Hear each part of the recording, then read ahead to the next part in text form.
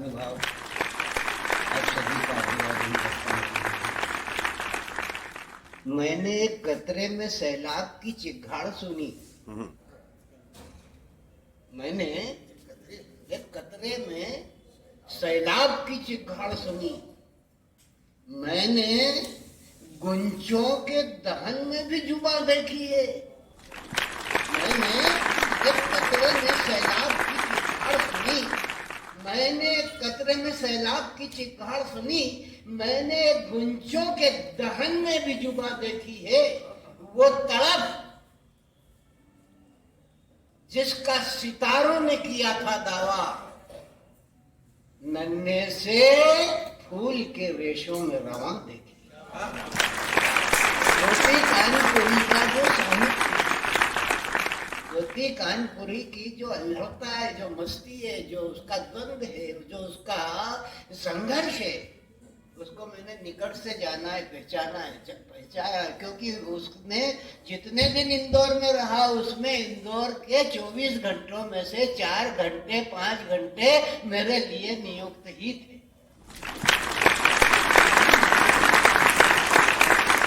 इन 4 घंटे हम दोनों एक दूसरे के साथ बैठते और बड़े मजे लेते थे, बड़े आनंद लेते थे। और वो आनंद और मजे जो थे वो काव्य के ही थे, अन्य किसी बात के नहीं। काव्य की ज्योति को जागृत करने का काम उनके मन में था। नए नए कवियों के प्रति उनके में आग्रह था। ज्योति बाबा मस्तानेपन की शिखरस्थ स्थिति में थे। मेरा उनका परिचय जब हुआ तब मैं उनके स्वरूप को देख कर के ही रिझ गया। 1970 के दशक की बात है। हाथरसी ने मुझे बुलाया भेलसा, जिसे विदिशा कह रहे हैं। वहां पर अशोक, सम्राट अशोक टेक्नोलॉजिकल इंस्टीट्यूट कॉलेज है। उस कॉलेज में कवि सम्मेलन था। मैं गया वहां पे। उसमें मैं खुद ही कॉलेज का विद्यार्थी था। मंच पर बैठा हुआ था काका हाथरसी के पास में। एक प्रोफेसर आया और उसने कहा कि हे, तुम यहाँ पे किस बैठे हो? तो वो समझ रहा था कि ये स्टूडेंट है कॉलेज का है, यहाँ पे आते बैठ गया। काका हाथरसी ने कहा ये कवि है, इसके साथ बदतमीज मत कर। तो उसने मुझसे क्षमा मांगी। उसी स्थान पर ज्योति कानपुरी विराजमान थे, मेरे बिल्कुल ठीक सामने। मैं इस कॉर्नर पे था, वो उस कॉर्नर पे थे। तो मैंने देखा कि उन्होंने पीले रंग का कुर्ता पहन रखा। उस कुर्ते की जेब पर एक दीपक बना हुआ था। उस दीपक के में से जो लो निकल रही थी, उसमें से किरणों का प्रसार था। और उसके ऊपर लिखा हुआ था ज्योति कानपुरी।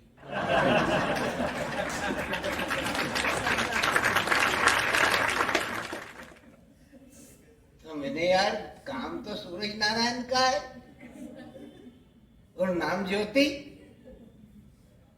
बोले मेरे को समझ नहीं आया। मैंने कहा तुम समझोगे भी नहीं, क्योंकि ज्योति बन के रह गए हो, काम सूरज नारायण का कर रहे हो और सत्य नारायण की बात नहीं समझ रहे।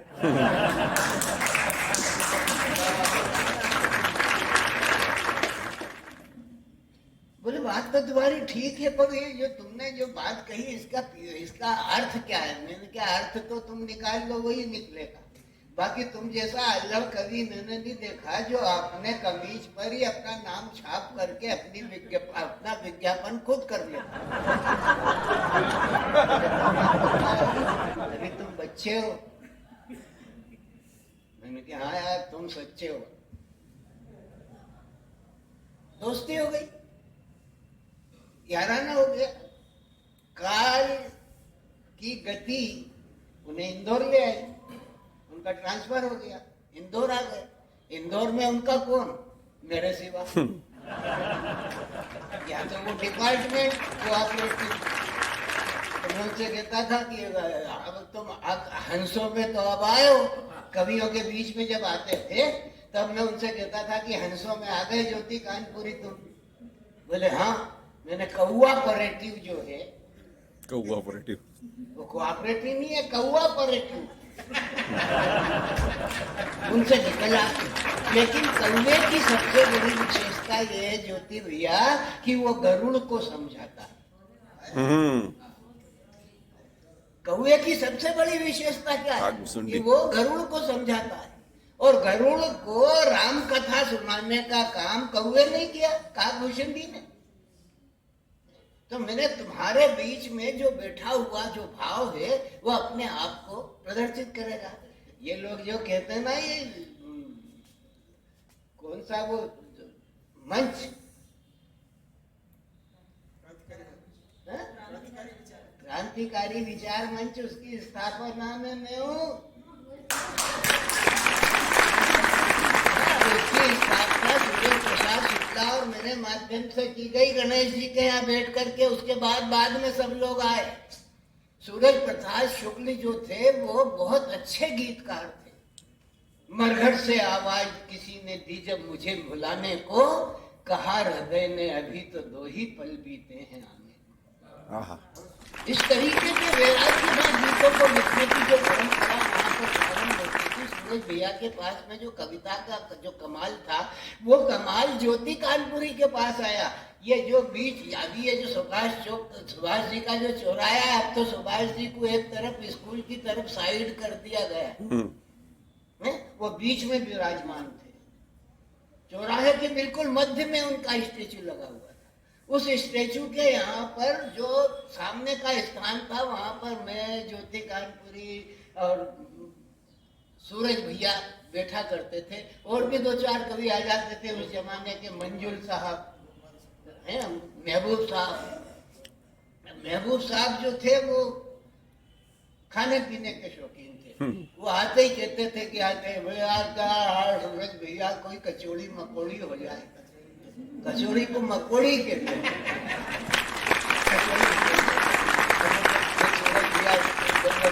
किसी को बुलाते, कचौरी अचौरी खाते, हम लोग बैठते और फिर उसके बाद काव्य पाठ शुरू होता है। नया क्या लिखा है? ज्योति कानपुरी का कोई सा भी दिन ऐसा नहीं गया जब उसने नहीं लिखा। वो हर दिन कुछ ना कुछ लिखते थे और हर दिन लिखने के पश्चात उस पर तारीफ भी डालते। सुरेखा को उन्होंने साहित्य की जो शिक्षा प्रदान की, उसका प्रतिपादन है कि उसमें कविता के प्रति ललक तो थी, लेकिन उस क्यारी को काट छाट करके सौंदर्यता प्रदान करने का काम ज्योति कानपुरी ने किया। और ज्योति कानपुरी ने जो काम किया उसका सुयश है कि आज हम सुरेखा के माध्यम से यहाँ पर बैठ करके उनका पावन निशान तो निकलते ही है। पर ये कोई जरूरी थोड़ी है कि बहुत सारे हाथ जोड़ लेते हैं, लेकिन ये कोई जरूरी नहीं कि जब निकले हुए सूर्य को अर्घ्य प्रदान करके ओम भूर्भुवः स्वः तत्सवितुर्वरेण्यं भर्गो देवस्य धीमहि धियो यो न प्रचोदयात् का जाप कर ले। ये ऋण गुरु ऋण है, और गुरु के ऋण को चुकाने का भाव जिसके शिष्य में हो, वो एकलव्य से आगे, एकलव्य में तो फिर 12 मिट्टी समेटी थी और उसमें द्रोणाचार्य फिट किए थे। ज्योति कानपुरी और सुरेखा के बीच का भाव वैसा ही है जैसे चंदा बसे आकाश और कुमोदिनी जलहर बसे। चंदा बने आकाश पर जाकी जैसी भावना सोता ही के पास।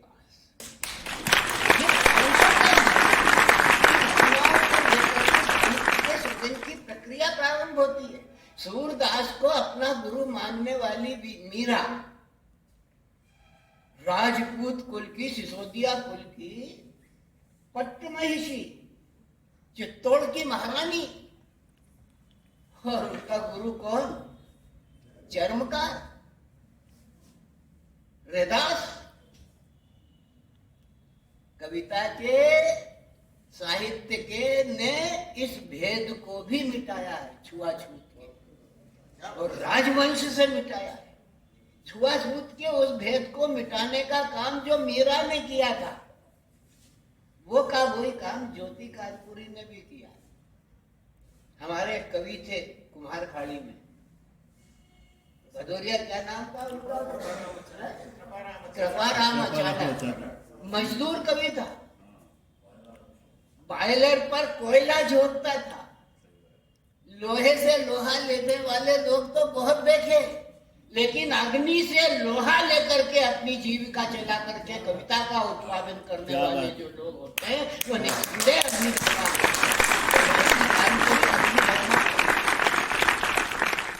खोज के कवि थे वो। मैं उनसे कहता था, यार बाबा तुम प्रेम का भी गीत पढ़ते हो तो ऐसे ही पढ़ते हो कि हाय गले लग जा।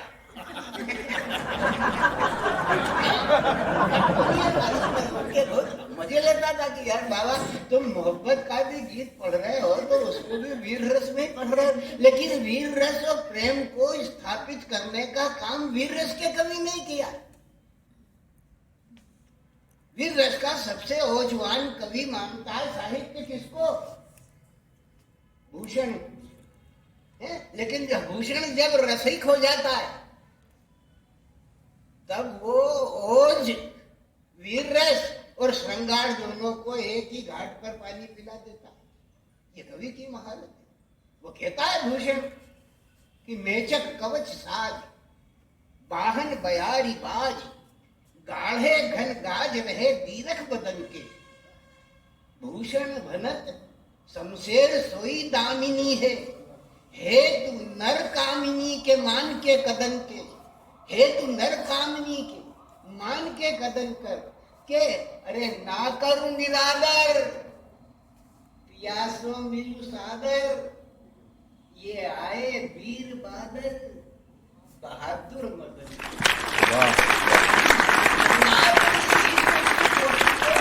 करके रख देने का काम अगर वीर रस का कवि भूषण करता है तो उसी काम को अंजाम देने का काम अगर कोई करता है तो वो ज्योति कानपुरी करता है। वो वीर रस और श्रृंगार को एक साथ प्रस्तुत करने की योग्यता रखने वाला कवि है। उस पर ज्योति बाबा पे 24 घंटे कविता की सवारी रहती थी। लोगों को पीर जी आते हैं, किसी को भैरू बाबा आते हैं, लेकिन ज्योति बाबा पे कविता आती है। ज्योति बाबा की सबसे बड़ी विशेषता यही थी कि वो कविता ही करते थे, और उस कविता के माध्यम से उन्होंने जो अपने शिष्यों की श्रृंखला तैयार की। यूपी में ग्वालियर में मैं उनके घर गया, कानपुर में परमठ घाट पर उनका घर था, उनके भाई भाभी रहा करते थे। मैं उनके घर गया तब देखा तो वो अपने भाई ने कहा, रे बोले बहुत दिनों में आया तू? बोले हाँ आया, पर बैठो भैया अभी एक कविता लिखी रखी। वो अपने बड़े भाई को ये कुशल समाचार नहीं दे रहे कि तुम्हारी बहू ठीक है, बच्चे ठीक है, मेरे घर परिवार में सब आनंद है। उन्होंने ये कहा कि बड़े दिनों में आया तू? बोले हाँ भैया आया तो हूँ, पर एक कविता सुन। उनके जेब में 3-4 कागज फंसे ही रहते थे, और जहां मौका मिल जाए वहीं पे कलम निकाल करके वो लिख लेते थे, चाहे कैलेंडर का पाकिट हो। पान की दुकान पर बैठे कैलेंडर का पाकिट लिया और खट उन्होंने उस पे कविता के 2 शेर लिखे। बोलो गुरु गजल हो रही है।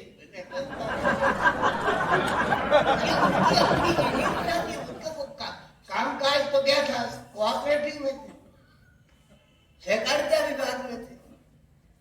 उसका काम निपटा करके 3 बजे काम निपटा देते थे, और 3 बजे बाद फिर मेरा उनका अखंड कीर्तन रात के 11 बजे तक चलता था। फिर कहाँ पर साहित्य समिति में जाना हो, या किसी महेश वाचनालय की गोष्ठी में जाना हो, या वीर वाचनालय की गोष्ठी में जाना हो, या फिर बैठ करके यहीं पे ही गोष्ठी करना।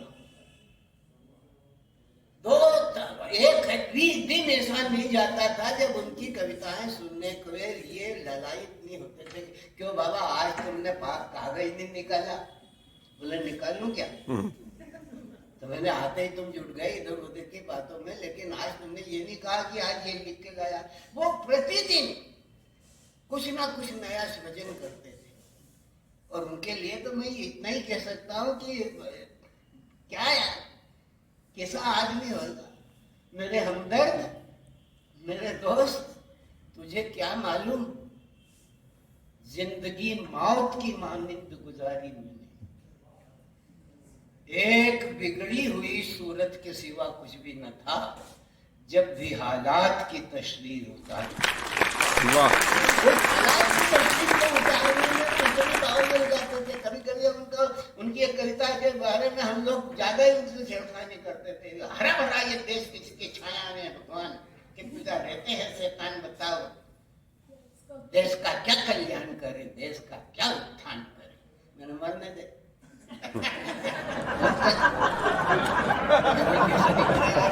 तो कोई रास्ता होगा। वो कविता पढ़ते और हम मजे लेते। हरि जोशी, मोहन सोनी, रमेश महबूब, रामकिशन सोमानी, दादा स्वर्गीय नाथूलाल जी शर्मा, पंकज, ये एक ऐसी पीढ़ी थी जिनके बीच में हम लोग नित्य ही कहीं ना कहीं बैठ जाया करते थे। महबूब साहब से मिलना है तो नगर निगम के होटले पे, और नगर निगम के होटले में अगर ज्योति बाबा और महबूब से मिलना है तो वो दोनों होटले पे बैठ करके मूंगफली खाते हुए मिलेंगे या सेव परमल खाते हुए मिलेंगे। कोई भी पूछे तो कहते कि रात को 8 बजे बाद वहां चला जाओ, मिलेंगे। उनके जीवन में फक्कड़ता थी।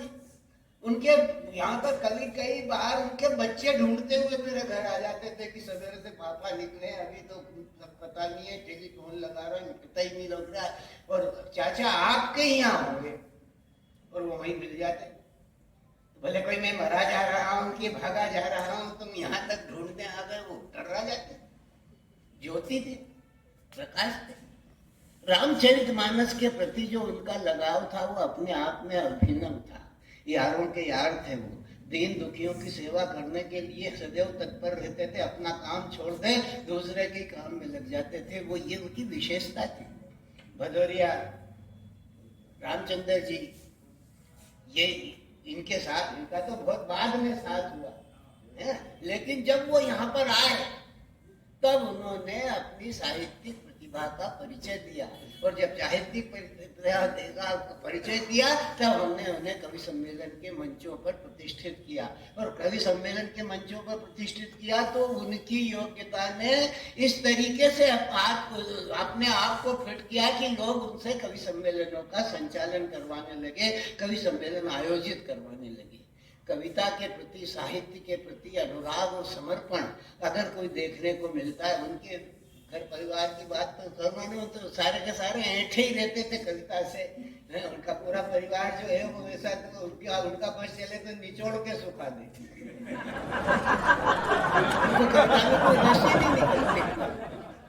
मानते ही नहीं थे कि इसमें कुछ ना कुछ है, लेकिन वो आदमी उनकी परवाह किए बगैर, यहाँ तक कि जब उनका महाप्रयाण हुआ और हम मिलने गए तो बोले कि गुरु अच्छे आ गए यार, तो 2 शेर अभी कहे। अब वो पड़े बिस्तर पे, डॉक्टर देख के गया है, उनकी औषधियों का क्रम निश्चित है, निर्धारित है, पर 2 शेर उन्होंने उस स्थिति में भी कहे। पसीना मौत का माथे पे आया, आई लाओ। कवि क्या है, कविता क्या है? पसीना मौत का माथे पे आया, आईना लाओ, हम अपनी जिंदगी की आखिरी तस्वीर देखें। क्या बात है।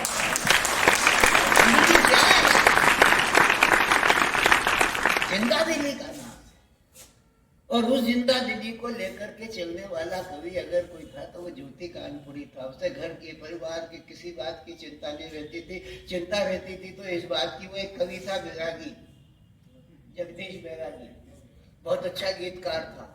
उसके दुर्दिन थे और कुछ आर्थिक रूप से तंग हो गया। ज्योति बाबा को उसकी फिक्र रहती थी कि इसके लिए कोई ना कोई आर्थिक बंदोबस्त करना। ये जो पर दुख कातरता का गुण है, धार्मिक भावना का जो गुण है, राष्ट्रीय भावना का जो गुण है, और साहित्य के प्रति समर्पण का जो गुण है, ये सम्यक भाव से अगर कहीं देखने को मिलते थे तो उस मस्ताने व्यक्तित्व दिखाई पड़ते थे जिसका नाम ज्योति कानपुरी।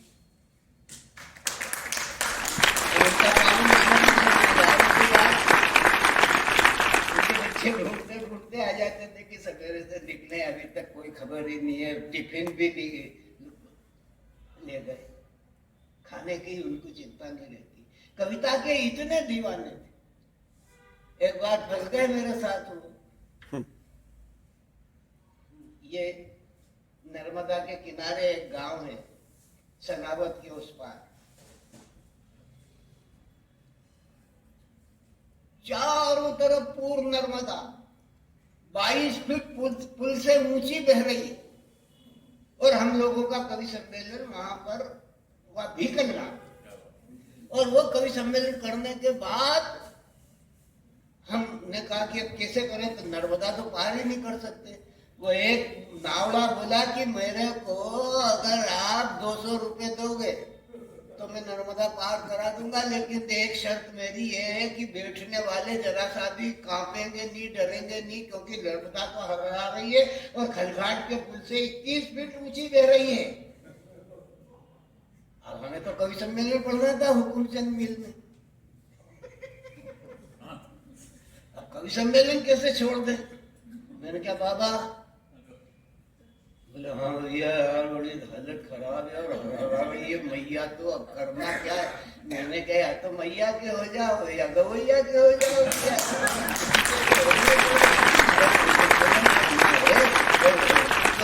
करना है और आने वाले 25 रुपए तुम्हारी जेब में आ जाए। असली मामला तो 25 रुपए का था। उस जमाने में 25 रुपए मिलना कोई छोटी मोटी बात थी क्या? तो बोले ठीक है, क्या करे, तो उस नाव वाले को बुलाया। उसने कहा 200 रुपए लूंगा। 4 लोग थे, मैं, हम, हरि जोशी, ज्योति कानपुरी और मोहन सोनी और मैं। हम क्या 50-50 निकालो, एक क्यों दे? जब नर्मदा पार करना है, 4 आदमी हमें, 4 आदमियों को निकल करके इल्ले पार से किल्ले पार जाना है, तो 50-50 रुपए निकालो। खट से ज्योति बाबा ने कहा कि मेरे से 200 रुपए ले लो, सबको पार करा दो। मैंने कहा तुमको सबकी चिंता नहीं है, अपना अपना धन सब देंगे, क्योंकि इन्हें भी अपनी जान की चिंता है। और कभी ये सब रह गएगा तो तुम्हारे पे आरोप आएगा कि ज्योति बाबा ने 200 रुपए दे के डुबवा दी।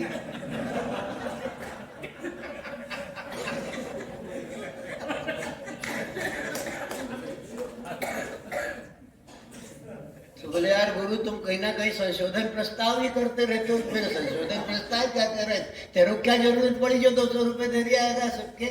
सबको अपनी जान प्यारी है तो अपना अपना पैसा निकाल के दें। और अगर तूने पैसा दे दिया और कोई दुर्घटना हो गई तो ये काला टीका तेरे ही माथे पे लगेगा। बोले भाई मैं गाय को दूंगा, मैंने कहा मत दे, 50 दे। चारों ने 50-50 रुपए दिए। उस नाव को जो है पहले चढ़ाई, और चढ़ाने के बाद उसने उस किनारे का उसको वो थी और उसने उस प्रवाह में छोड़ी। आप यकीन मानना 3 मिनट में वो नाव इस तट से उस तट पर ले जा करके लगा दी हमने, और हम सब लोगों को सुरक्षित उतार दिया। और जब हम सुरक्षित उतर करके उस तट पर खड़े हुए, तब ज्योति बाबा ने नारा लगाया, नर्मदे। और जब जितनी देर हम नाव में बैठे,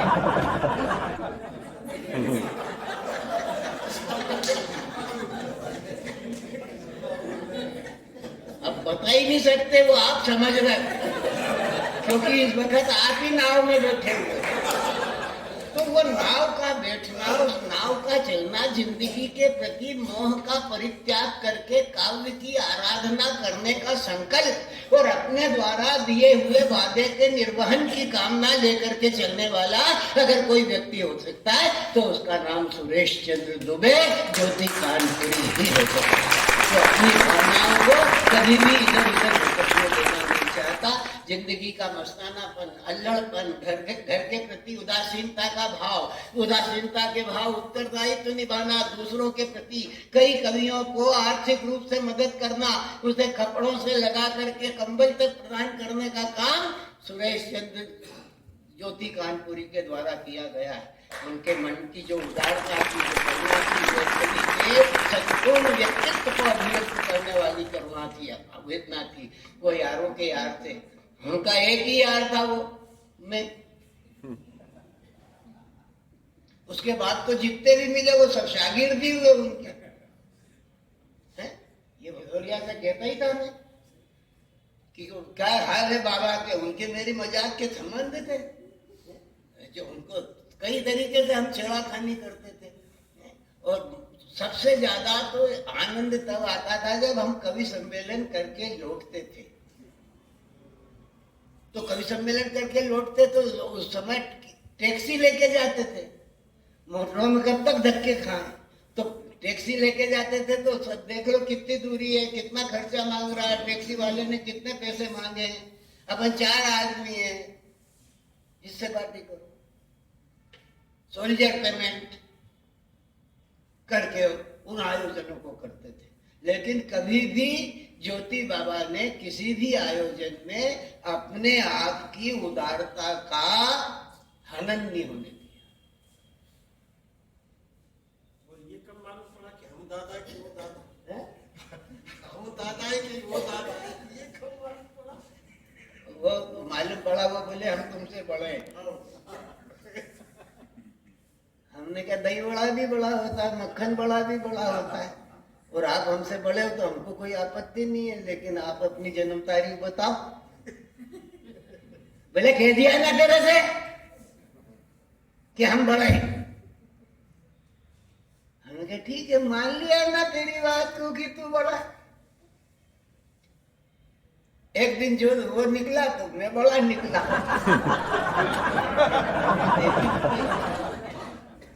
जन्म तिथि किताब छपी तो है, हाँ, तब किताब छपी, तब उसकी जन्म तिथि दिखी। मैंने कहा बाबा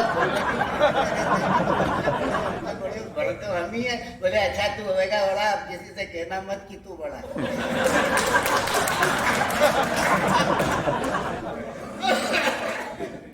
दीन दुखियों के प्रति उस आदमी के मन में बड़ा स्नेह था। वो अपने जेब में रखा हुआ सारा माल उसको दे देता था। किसी को कांपता हुआ देखे, किसी को भूखा हुआ देखे तो उसके पीड़ा को अनुभव करके उसकी सेवा कर लेने के भाव को जीवंत रूप से देखता है। पूर्ण रूपेण कवि था। 24 आवर्स कविता का ही जुनून रहता था। और उस कविता के जुनून में जो एक मानवता का जो भाव होता है, पंखी पड़ा हुआ था पथ में, बाकी उसमें कुछ जीवन था। पंखी पड़ा हुआ था पथ में, बाकी उसमें कुछ जीवन था। कवि ने उठा लिया, दुलराया, देखा, आंखों में सावन था। वाह। किसकी? पक्षी के नहीं, कवि के। सुमित्रा नंदन पंत ने गलत कहा कि वियोगी होगा पहला कवि, आह से निकला होगा गान। पहला कवि वियोगी नहीं था, पहला कवि करुणा अवतार था।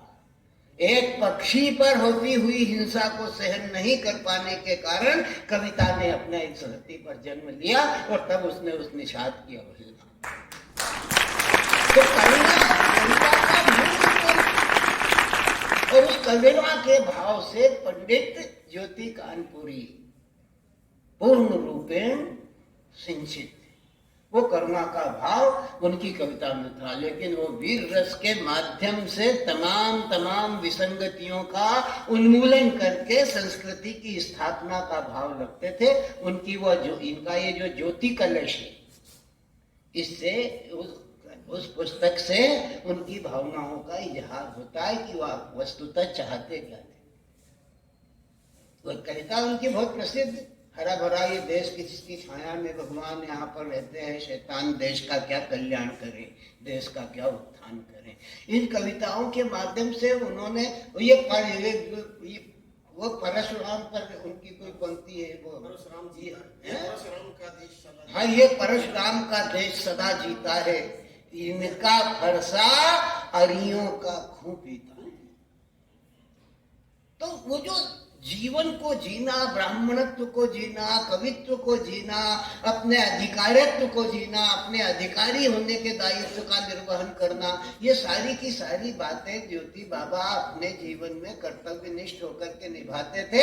और जब हम मित्रों के बीच में आ जाते थे वो, तो हर तरीके के हास्य, व्यंग और रंग तरंग में डूब जाया करते थे। उनका संपूर्ण जीवन, उनका संपूर्ण जो चारित्रिक मेरुदंड था वो आनंद से भरा हुआ था। जहाँ आनंद होता है वहां पर कविता निस्संदेह वर्षगान होती है। जो बरसई बरबारी विचारू सोई कवित्व चिंता मणि चालू। उनके विचारों की बारिश होकर के कविता हमारे बीच में आती रही। वो भले मस्तानेपन से जिए, कभी किसी बात की परवाह नहीं की। जब बीमार थे तब भी वो अलमस्त थे। आखिरी समय पे जब हम लोग उनसे मिलने गए तब भी उन्होंने वह कविता सुनाई। तो काव्य का ऐसा समर्पित पुरुष जिसने इस लड़की को काव्य के नेत्र प्रदान कर दिए, साहित्य के प्रति अनुराग की भावना धर दी, उस आदमी की पावन स्मृति को, अपने गुरु की पावन स्थिति को, अपने सखा की पावन स्थिति को जीवन में धारण करके उनके प्रति समर्पण की श्रद्धांजलि अर्पित करना, और वो भी हिंदी साहित्य समिति में हिंदी के बेटे का सम्मान करना, ये निस्संदेह अपने गुरु के लिए, अपने आध्यात्मिकता के लिए एक निस्संदेह चढ़ाया हुआ समर्पण का भाव है। सुरेखा ने जो रेखा खींची है वो आज के उन तमाम शिष्यों के लिए अनुकूलन का सिद्धांत है, जो काव्य के क्षेत्र में बैठ करके किसी महान पुरुष से या किसी कवि से या किसी विद्वान पंडित से बैठ करके कविता के गुण और दोष को सुनते हैं, समझते हैं और उसे करने का मार्ग अपनाते हैं। ऐसे लोगों को प्रेरणा देना चाहिए कि वो अपने प्रति, गुरु के प्रति किस तरीके से समर्पण का भाव रखें, और इस जो समर्पण का भाव रखते हैं तो निस्संदेह उनके जीवन में यश ही प्राप्ति होती है, अपयश की प्राप्ति नहीं होती। ज्योति बाबा महान थे, दूसरों के दुख से परखाता था, तो वही उनकी वही स्थिति थी कि ज्योति खड़ा बाजार में लिए लुकाटी हाथ, जो घर फूके अपना चले हमारे साथ। उन्होंने घर फूक करके चलना चाहते थे। उनके बच्चे, उनकी पत्नी हम लोगों से बहुत नाराज रहती थी। कहाँ है बोलो सत्संग से? अरे कोई बुराई है? हम शब्द को जी रहे हैं, शब्द हमें जी रहा है, शब्द ने हमें सब कुछ दिया है। हम तो शब्द को कुछ नहीं दे पाए। हमारे बाप दादा ही घर के गए थे, उससे हमने उठा लिया और उसके श्रृंगार किया, उससे हमने जो सृजन किया, उस सृजन ने, उन शब्दों ने हमें सम्मान दिया। बाबा ने शब्दों के माध्यम से जो सम्मान अर्जित किया है, अपनी भावनाओं को लयात्मकता देकर के जो सम्मान अर्जित किया है, वो निराला की उस परंपरा का निर्वहन करता है कि नवगति, नवलय, ताल, छंद नव, नवल कंठ, नव जलद मंत्र रव, नव नभ के नव विहग वृंद को नव पर नव स्वर दे, वर दे वीणा वाली। माता सरस्वती के और गायत्री में जितने भी श्रद्धा सुमन चढ़ाती है, वो उन काव्य साधकों के लिए प्रेरणा का स्रोत है, जो किसी गुरु के पास बैठ करके अपनी काव्य साधना को परवान चढ़ाते हैं। उन्होंने ऐसे शिष्यों से प्रेरणा लेकर के अपने जीवन में अपने गुरुओं के प्रति श्रद्धा के भाव को धारण करना चाहिए। आज के इस कार्यक्रम का यही लक्ष्य, यही उद्देश्य है। नहीं तो उस्ताद तो आजकल पैदा ही उस्ताद होते हैं, कोई किसी के पास नहीं जाता, और अगर कोई उनकी खामी बताए तो वो कह देता है कि चल तेरे शरीर के बहुत हमने देखे, तेरे में ही खामी है जो तू आके हमें समझाना है। आजकल कोई किसी को समझने के लिए तैयार नहीं। 100% नहीं, 101%। आज आ गए ना, एक दो कवि मिलते हैं, बोले करोड़पति कैसा है? बोले ठीक है। कैसा है? बोले ठीक है। बोले कहाँ से आ रहा? बोले कवि गोष्ठी से आ रहा। बोले कौन सी? कितने थे उसमें? बोले 5-6 लोग थे यार कवि गोष्ठी में। बोले इतने पैदा हो गए? नहीं तो इंदौर में तू और मैं, और कौन कवि है? एक तू और एक मैं, और तू भी क्या?